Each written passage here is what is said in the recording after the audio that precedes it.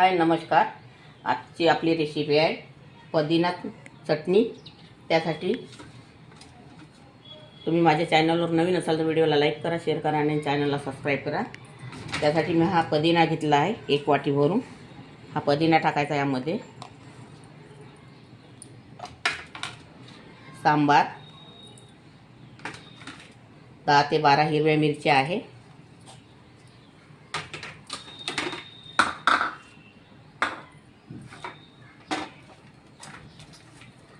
आणि 5 ते 7 लसूण कळ्या घेतलेल्या आहे।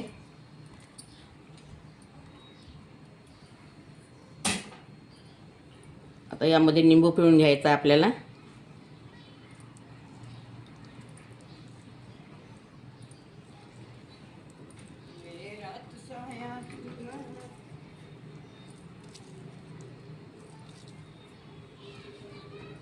एक निंबू पिळून घ्यायचा, थोडंसं आंबटपण यासाठी।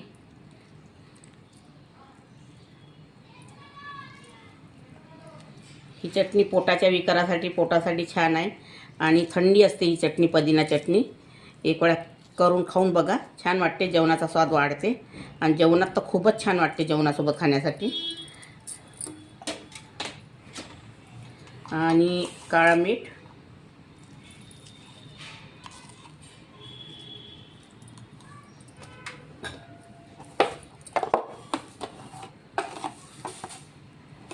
आणि थोडं पांढरं मीठ। याला मिक्सरमध्ये बारीक करून घ्यायचं आपण।